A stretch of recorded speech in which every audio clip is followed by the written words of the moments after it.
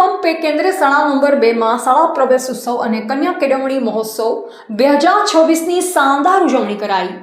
ઓગળ તાલુકાના મુખ્ય મથક થરામાં આવેલ પીએમ શ્રી થરા અનુપમ પે કેન્દ્ર શાળા નંબર 2 ખાતે શાળા પ્રવેશ ઉત્સવ અને કન્યા કેળવણી મહોત્સવ 2026 થરા સ્ટેટ માજી રાજવી એवं નગરપાલિકા પૂર્વ પ્રમુખ પૃથ્વીરાજસિંહ વાઘેલાના અધ્યક્ષ સ્થાને ચીફ ઓફિસર બાબુભાઈ જોશી, માર્કેટયાર્ડના વાઇસ ચેરમેન કિરીટભાઈ અખાણીની વિશેષ ઉપસ્થિતિમાં આજરોજ તારીખ 24/6/2026 બુધવારના રોજ સવારે યોજાયો હતો। ઉપસ્થિત મહાનુભાવોના વ્રદસ્તે દીપ પ્રાગટ્ય કરી કાર્યક્રમની શરૂઆત કરવામાં આવેલ। શાળાની બાળિકાઓએ સ્વાગત ગીત દ્વારા તથા શાળાના આચાર્ય બિંદેશ્વરી દેવી એન ઝાલાએ શાબ્દિક શબ્દો દ્વારા મહેમાનોને આવકાર્યા હતા। ધોરણ 1માં 11 અને બાલવાટિકામાં 61 એમ ટોટલ 72 બાળકોને કંકુ તિલક કરી અધ્યક્ષ, chief officer, corporator Vikramsinh Vaghela, Amrutbhai Desai, Bhupatbhai Gohil, auditor Hiteshbhai Mochi, Thara શહેર ભાજપ મહામંત્રી રાઘવેન્દ્ર જોશી, પૂર્વ પ્રમુખ ભૂપેન્દ્રસિંહ ડી પરમાર, વકીલ મુકેશભાઈ બુકોલિયા, સામાજિક કાર્યકર ગેનાજી તેરવાડિયા, જીકેટીએસ થરા શહેર પ્રમુખ રંગાજી ઠાકોરની ઉપસ્થિતિમાં પ્રવેશ આપવામાં આવ્યો હતો। વર્ષ 2025-26માં આ શાળામાં ધોરણ 3 થી 8માં પ્રથમ નંબર પ્રાપ્ત કરનાર 7 વિદ્યાર્થીઓ, જ્ઞાન સાધના મેરિટમાં 16, એનએમએમએસની પરીક્ષામાં ઉત્તીર્ણ 31, સીઈટી ધોરણ 5માં 14 એમ ટોટલ 68 વિદ્યાર્થીઓને પ્રોત્સાહિત ઇનામ દ્વારા શાળા પરિવારે સન્માનિત કર્યા। આ પ્રસંગે પ્રાસંગિક પ્રવચન કરતા અધ્યક્ષે જણાવ્યું કે વડાપ્રધાન નરેન્દ્રભાઈ મોદીએ ગુજરાત રાજ્ય તેમના મુખ્યમંત્રી કાર્યકાળ દરમિયાન 2002-2003ના વર્ષમાં શરૂ કરાવેલા શાળા પ્રવેશોત્સવને આજે 23 વર્ષ સફળતાપૂર્વક પૂર્ણ થયા છે।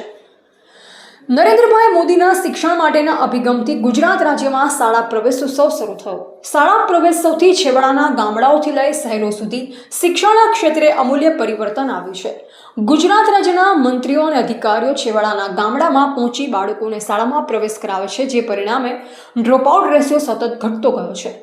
વર્ષો પહેલા દીકરીઓ અધવચ્ચેથી અભ્યાસ છોડી મૂકી હતી, તે દીકરીઓ ઘર આંગણે શિક્ષણ પૂરું પાડવાનું કામ રાજ્ય સરકાર દ્વારા કરાયું। રાજ્ય સરકારે શિક્ષણ ક્ષેત્રે અનેક યોજનાઓ અમલી બનાવી અને છેવાડાના વ્યક્તિ સુધી મફત શિક્ષણ પહોંચાડ્યું।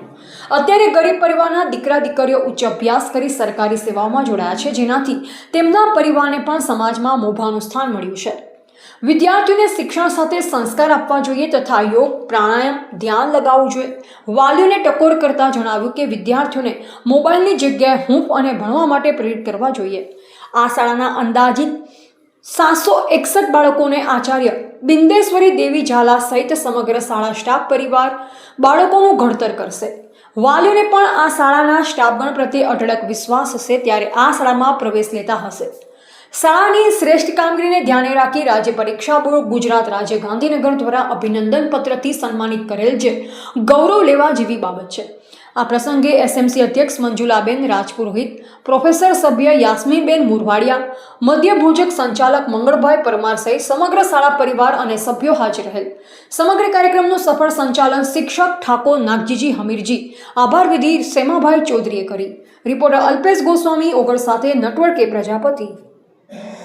આજે ગુજરાત સરકાર દ્વારા તમામ ગુજરાતની અંદર કન્યા કેળવણી અને શાળા પ્રવેશ ઉત્સવ યોજાઈ રહ્યો છે, ત્યારે થરા નગરપાલિકાની સ્કૂલ શાળા નંબર 2ની અંદર શાળા પ્રવેશોત્સવ અને કન્યા કેળવણી ઉત્સવ આજે યોજાયો। આપણા માનનીય મુખ્યમંત્રી શ્રી ભૂપેન્દ્રભાઈ પટેલ અને એમની સરકાર અને આપણા વડાપ્રધાન શ્રી નરેન્દ્રભાઈ મોદી 2003ની અંદર કન્યા કેળવણી અને શાળા પ્રવેશ ઉત્સવનો રથની શરૂઆત કરી હતી। એ ટાઈમે આપણો સાક્ષરતા દર ખૂબ નીચો હતો। 2003થી 2026 સુધીમાં આપણો જે સાક્ષરતા દર છે એ ખૂબ રેશિયો ઊંચો આવી ગયો છે। અત્યારે અમારે થરા અનુપમ શાળાની અંદર 61 વિદ્યાર્થીઓનો પ્રવેશ થયો છે અને એમાંથી અડધ દીકરીઓનો પ્રવેશ થયો છે। એટલે કે નરેન્દ્રભાઈ મોદીની એક નેમ હતી, એક એમની ઈચ્છા હતી કે તમામ દીકરીઓ ભણી ગણી અને ખૂબ આગળ વધે। તો અત્યારે અમારે ગુજરાતની અંદર અને તમામ ભારતની અંદર દીકરીઓનો પણ સાક્ષરતા દર ખૂબ વધ્યો છે। તો આ તબક્કે હું તમામ ગુજરાત સરકારનો અને શ્રી મુખ્યમંત્રીશ્રીનો અને શ્રી વડાપ્રધાનશ્રીનો ખૂબ ખૂબ આભાર માનું છું।